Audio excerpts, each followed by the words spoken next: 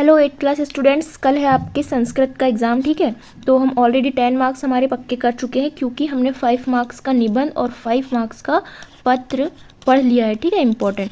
तो 10 मार्क्स पक्के हो चुके हैं। अब आपको 2 क्वेश्चंस आते हैं 5 मार्क्स के। 5 मार्क्स में आएगा गद्यांश और आएगा श्लोक। ठीक है, इस तरह से ये है श्लोक और आपको इस तरह से 5 क्वेश्चन दिए होंगे और आपको इनके आंसर यहाँ से फाइंड करना है। ठीक है, इसी श्लोक में से। तो आपको बस एक बार ये सारे चैप्टर वाइज इंपॉर्टेंट गद्यांश और श्लोक है, तो आपको ये रीड कर लेना है। आप इजीली किसी भी क्वेश्चन में आपको कन्फ्यूजन नहीं होगा। ठीक है, बहुत ईजी होता है ये जो क्वेश्चन है, इन्हीं के आंसर यहाँ पर आपको ईजिली मिल जाएंगे। लेकिन आपको एक बार इसे पढ़ना पड़ेगा ताकि आपको एग्जाम में किसी क्वेश्चन में कन्फ्यूजन ना हो। ठीक है, तो वीडियो को एंड तक ज़रूर देखिए और अपने 10 मार्क्स पक्के कीजिए। ठीक है, तो देखेंगे हम लोग। फर्स्ट आपका ये वाला श्लोक है चैप्टर 1 का। मनसा सततम स्मरणीयम वचसा सततम वदनीयम लोकहितम मम करनीयम लोकहितम मम करनीयम। ठीक है, तो अब हमें क्वेश्चन देखिए, पहले क्वेश्चन पढ़िए। मनसा सततम किम, देखिए यहीं पर लिखा हुआ है मनसा सततम स्मरणीयम। तो क्या हो जाएगा हमारे क्वेश्चन का आंसर? मनसा सततम स्मरणीयम। देखिए कितना ईजी है, बस यहीं आंखों के सामने आंसर होता है। ठीक है, सेकेंड है कया सततम वदनीयम। अब यहीं पढ़िए, देखिए वचसा सततम वदनीयम। तो इसका आंसर क्या हो जाएगा? वचसा। कुछ प्रॉब्लम नहीं होगी, है ना, बस आप गलत नहीं करिएगा, यहीं पर आपको आंसर मिलेंगे। थर्ड देखिए लोकहितम कश्य करनियम। तो लोकहितम क्या है? मम करनियम। तो इसका आंसर क्या हो जाएगा? मम करनियम। उसके बाद नेक्स्ट क्वेश्चन देखिए, फोर्थ है स्मरणीयम इत्यस्मिन पदे प्रकृति प्रत्ययम पृथक कुरु। ठीक है, उसको हमें पृथक करना है अलग अलग। तो कौन सा धातु ऐड है इसमें? स्मरणीयम में कौन सी धातु है?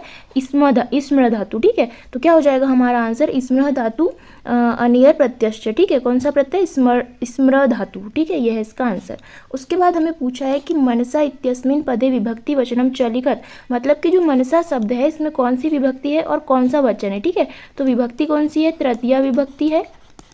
ठीक है, और वचन कौन सा है? एक वचन है। ठीक है, एक वचन समझता है ना आपको, सिंगुलर होता है, और बहुवचन क्या होता है? प्लूरल होता है। तो ये हो गया आपका इसका आंसर। यदि आप ये पढ़कर नहीं जाते तो एग्जाम में ये दोनों क्वेश्चन बिल्कुल गलत कर जाते, लेकिन यदि अब ये एग्जाम में आएगा तो आप इजीली इसका आंसर सही लिख पाओगे। ठीक है, अब देखेंगे नेक्स्ट ये भी बहुत इंपॉर्टेंट है। देखिए ये है न भोग भवने रमणीयम न च सुख शयने शयनियम अहर्निशम जागरणीयम लोकहितम मम करनीयम। ठीक है, अब क्या करना है? सेम इसी तरह से सिमिलरली जैसे ऊपर वाले श्लोक के क्वेश्चन के आंसर हमने फाइंड किए थे, ऐसे ही करना है। तो कुत्र न रमणीयम, देखिए कहाँ पर? भोग भवने न रमणीयम। तो क्या हो जाएगा इसका आंसर? यहाँ पर आ जाएगा भोग भवने। ठीक है, सेकेंड देखिए सुख शयने किम न करनीयम। तो सुख शयने न सैनियम। ठीक है, तो क्या हो जाएगा इसका आंसर? सैनियम। देखिए सब यहीं पर है। थर्ड है कदा जागर नियम, है ना, तो क्या हो जाएगा? देखिए क्या लिखा है यहाँ पर? अहर्निशम जागरणीयम। तो सारे क्वेश्चन के आंसर यहीं पर है। मम किम करनीयम, तो हमें क्या करना चाहिए? हमें क्या करना चाहिए? लोकहित कल्याण करना चाहिए। तो क्या हो जाएगा? मम लोकहितम करनीयम। तो सारे आंसर हमको यहीं मिल गए। ठीक है, उसके बाद है फिफ्थ रमणीयम इति पदे कह प्रत्यय, मतलब कि ये जो रमणीयम शब्द है इसमें कौन सा प्रत्यय है? ठीक है, तो प्रत्यय क्या होता है? जो शब्द के पीछे लगता है। ठीक है, तो इसमें कौन सा प्रत्यय हो जाएगा? अनियर प्रत्यय हो जाएगा। ठीक है, तो आपको लिखना पड़ेगा अनियर इति। ठीक है, अब उसके बाद देखेंगे नेक्स्ट चैप्टर के इंपॉर्टेंट गद्यांश। ठीक है, ये रहा कालज्ञो वरामिहिर जो आपका चैप्टर है, उससे ये मोस्ट इंपॉर्टेंट है। ठीक, पहले आपको प्रश्न पढ़ लेना है। ठीक है, उज्जैना निकटे किम नामख्यो ग्राम अस्ति, मतलब उज्जैन के निकट कौन सा ग्राम है पूछा है। तो हम पैसेज पढ़ेंगे। अस्ति उज्जैन्य निकटे कपित्थ कायथा नामख्यो ग्राम। देखिए क्या मिल गया हमें आंसर? कपित्थ। तो क्या हो जाएगा?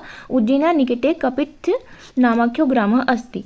तो जैसा मैंने आपको 2 श्लोक बताए हैं और ये बता रही हूँ, उस हिसाब से आपको समझ में आ गया होगा कि कैसे आंसर्स फाइंड करने हैं। तो आपको 5 मार्क्स इजीली मिल जाएंगे। ठीक है, सॉरी 10 मार्क्स, क्योंकि एक ऐसा गद्यांश आएगा और एक जो हमने अभी चैप्टर 1 के श्लोक किए ऐसा एक श्लोक आएगा। ठीक है, और आंसर कहाँ है? यही आंखों के सामने इस पैसेज में होते हैं। ठीक है, उसके बाद सेकंड देखिए तत्र कह नामा कश्चित विप्रह प्रतिवस्ति स्म। तो कौन रहता था? देखिए तत्र आदित्योपासक आदित्य दास नामा कश्चित विप्रह प्रतिवस्ति स्म। तो क्या हो जाएगा? आदित्य दास। थर्ड देखिए तस्य ग्रहे कह नामा बालको जायत। कौन सा बालक जाता था? वराहमिहिर नामा बालको जायत। तो क्या हो जाएगा थर्ड का आंसर? वराहमिहिर। देखिए सारे ईजी है। इसी तरह से आपको 4th 5th भी ढूंढ लेने हैं। और उसके बाद में मोस्ट इंपॉर्टेंट है ये वाला, ठीक है, उज्जैनी भी, ये भी उज्जैन से रिलेटेड ही है, ठीक है।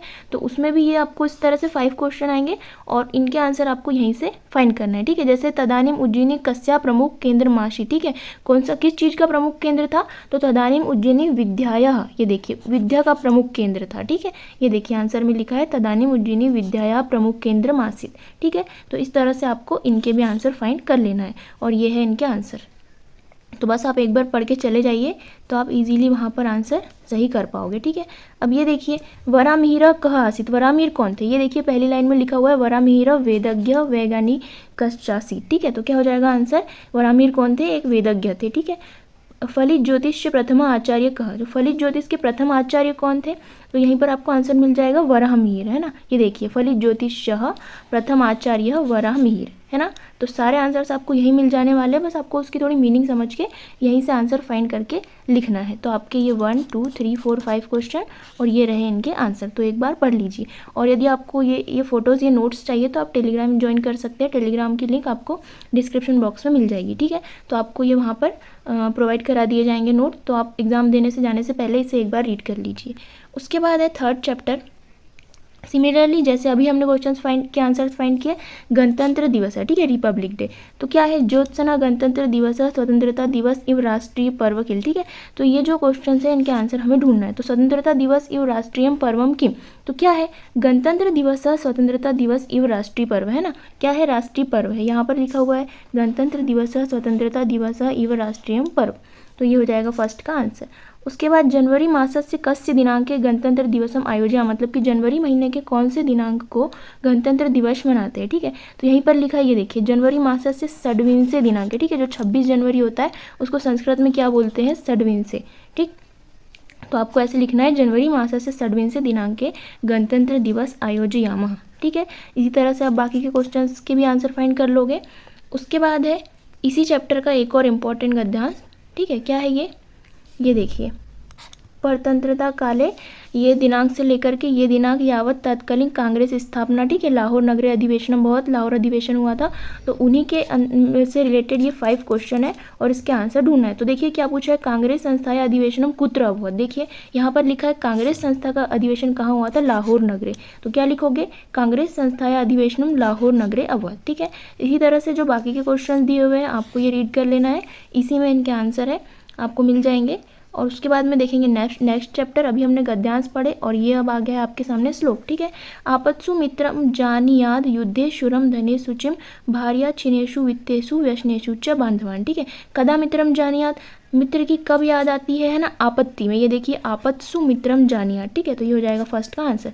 कदा शूरम जानियाद, तो क्या होगा, युद्धे, युद्ध में शूरम जानियाद, ठीक है। थर्ड है छिनेशु कब जानियाद, ये लिखा है भार्या छिनेशु वित्तेषु, है ना, तो क्या हो जाएगा छिनेशु भार्या जानियाद, यहाँ पर लिखा हुआ है, ये आंसर मिल गया। उसके बाद में केशु बांधवान जानियाद, तो क्या हो जाएगा फोर्थ का आंसर व्यसनेशु च बांधवान, तो ये हो गए हमारे 4 आंसर, ठीक है। अब पूछा है आपत्सु में कौन सी विभक्ति और कौन सा वचन है, तो आपत्सु में क्या है, सप्तमी, है ना, सप्तमी विभक्ति है और ये क्या है, बहुवचन है, तो ये आपको याद कर लेना है, ठीक है। इसी तरह से इसी चैप्टर का ये वाला भी इम्पोर्टेंट श्लोक है, एग्जाम में आ सकता है ना, ये वाला, उद्योगे नास्ति दारिद्र्यम जप्तो नास्ति पातकम मौने च कलहो नास्ति नास्ति जागृते भयम, ठीक है, इंपॉर्टेंट है ये। और ये है इसके 5 क्वेश्चंस और ये है नीचे इनके आंसर, ठीक है। जैसे दारिद्र्यम कदा नास्ति, तो दारिद्र्यम उद्योगे नास्ति, ठीक है, ये है फर्स्ट का आंसर। जप्तो किम नास्ति, तो जप्तो पातकम नास्ति, ये है इसका आंसर, है ना। मौने किम नास्ति, यहाँ पर लिखा हुआ है मौने च कलहो नास्ति, तो क्या हो जाएगा इसका आंसर, मौने कलहो नास्ति, ठीक है। इजी है सब, बस एक बार पढ़ लीजिए ताकि आपको एग्जाम में कन्फ्यूजन ना हो। उसके बाद में एक और श्लोक है ये वाला, ठीक है, इसको भी आपको पढ़ लेना है, सबके आंसर उसी में मिल जाएंगे। उसके बाद है नेक्स्ट चैप्टर अहम ओरछा अस्मि, है ना, इस चैप्टर से पद्यांश गद्यांश आएंगे आपको, ये है। और ओरछा किम अस्ति, तो ओरछा कहाँ पर है, टीकमगढ़ मंडले स्थित प्राचीन नगरम अस्मि, ठीक है, कहाँ पर है, टीकमगढ़ मंडल में एक प्राचीन नगर है, क्या है, ओरछा, ठीक है। ये फर्स्ट का आंसर हमको इजीली मिल गया। इसी तरह से आपको ये बाकी के आंसर्स भी ढूंढ लेना है इन क्वेश्चंस के, यहीं पर आपको मिल जाएंगे, ठीक है। उसके बाद में है ये सेकंड, इसी चैप्टर का है, ये सारे क्वेश्चंस है, ये इनके आंसर्स है, यहीं पर मिल जाएंगे आपको, ठीक है, गलत कुछ नहीं करना है। उसके बाद है स्वामी विवेकानंद नेक्स्ट चैप्टर, ठीक है। तो सेम ऐसे ही करना है। यह है रहा आपका पैराग्राफ। यहाँ पर दिए हुए आपको ये 5 क्वेश्चंस, जैसे विवेकानंदस्य बालकस्य नाम किम आसीत्, तो विवेकानंद का बचपन का नाम क्या था, यहीं पर लिखा होगा। देखिए, विवेकानंदस्य बालकस्य नाम नरेंद्र नाथ आसीत्, है ना, बहुत ईजी है। तो ऐसा आपको लिख देना है। इसी तरह से ये बाकी के 4 क्वेश्चन भी आपको यहीं मिल जाएंगे, ठीक है। तो आप इसका स्क्रीनशॉट भी ले सकते हो, या आपको नोट्स चाहिए तो आप टेलीग्राम ज्वाइन कर सकते हो। टेलीग्राम लिंक आपको डिस्क्रिप्शन बॉक्स में मिल जाएगी, ठीक है। उसके बाद ये है एक और, है ना, इसी चैप्टर से, किम धारयत, तो चारित्र्यम बलम धारयत यहीं पर है। अनन्यम सर्वत्रम किम भविष्यति, तो अनन्यम सर्वत्र विजयो भविष्यति, ठीक है। ये हो गया सेकंड का आंसर। किम परम मित्रम कार्यमस्ति, यहीं पर लिखा होगा।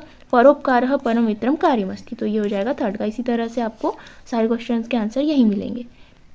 उसके बाद में है नेक्स्ट चैप्टर, इंपॉर्टेंट है ये भी, है ना।